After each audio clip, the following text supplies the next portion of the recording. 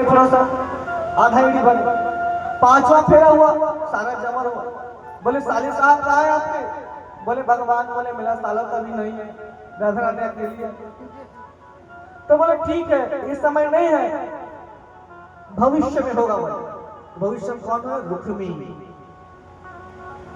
राधा रानी बोले ठीक है अभी नहीं दे रहे हो, पर मेरा प्रतिरूप जन्म हुआ है उसमें मुझे देना है। बोले ठीक है।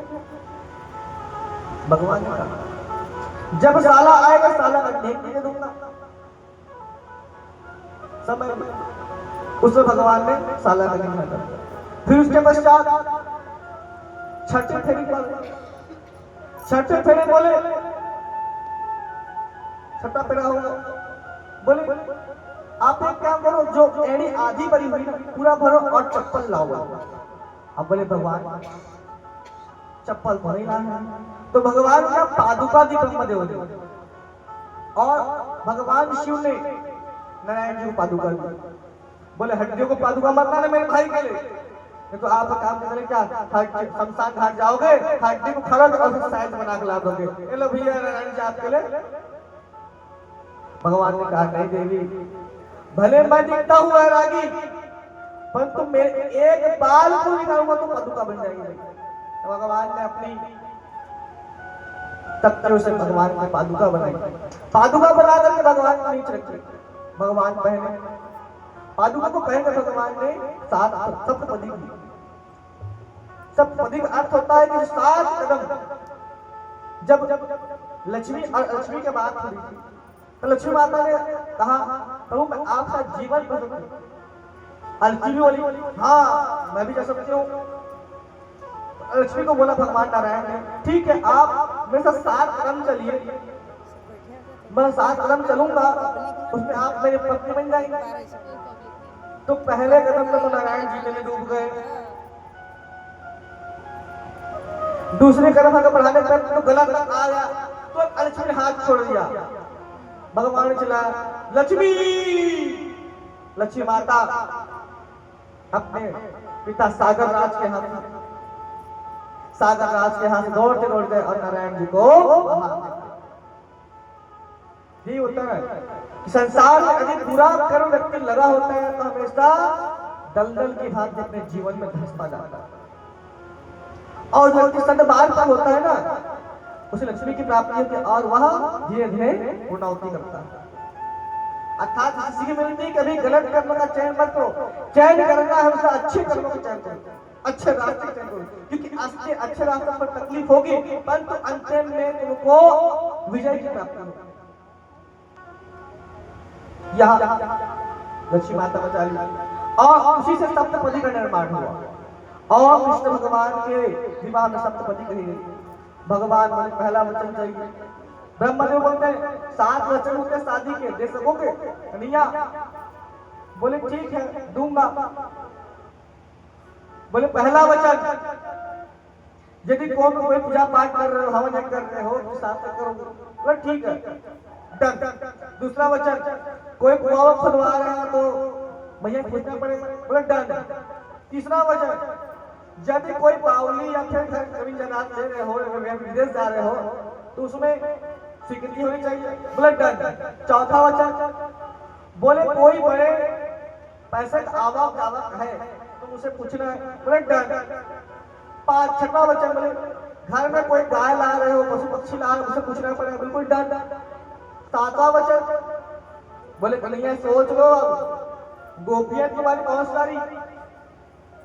बोले डन। बोले पर स्त्री को देखोगे तो माता के समान, बहनों के समान, और अन्य से देखना नहीं। भगवान बोले ठीक है डन। डन तो बोल दिए। अब इधर राधा नहीं बोलती ब्रह्मदेव मुझे गारंटी नहीं इन पर, ये छलिया है,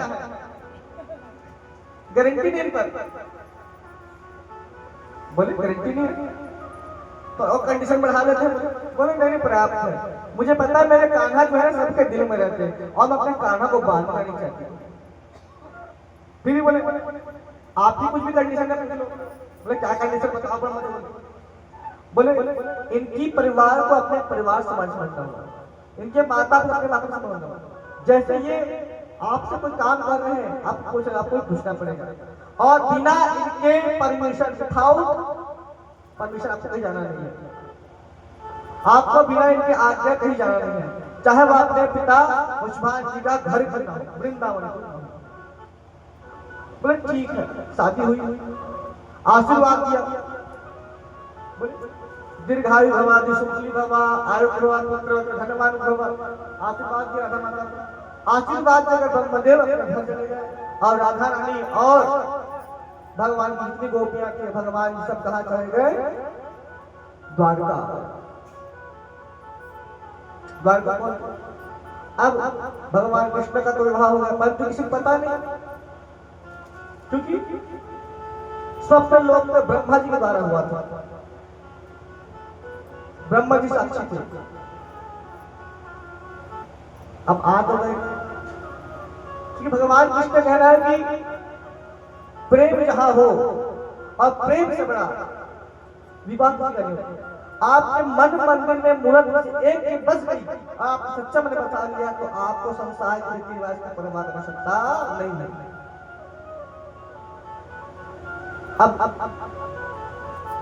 अब ब्रह्मा जी आए, बोलने लगे किसके? राजा रेवत जी से। ब्रह्मा जी ने कहा कि मेरी बेटी के योग्य वर बताओ।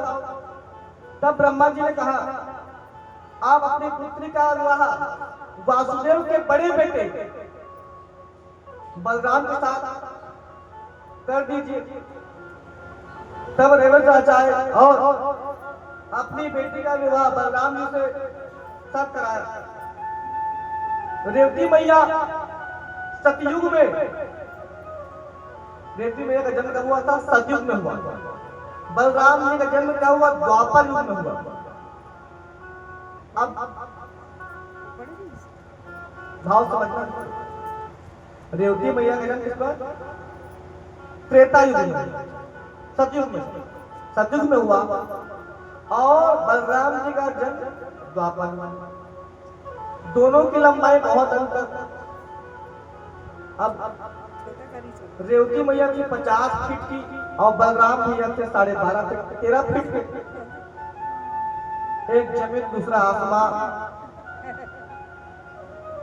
कहते हैं कि सतयुग की जो लंबाई होती है 50 फीट की, त्रेता युग में 25 फीट, और द्वापर युग में 12.5 फीट, और कलयुग में भी कितने? 6 फीट, 6.5।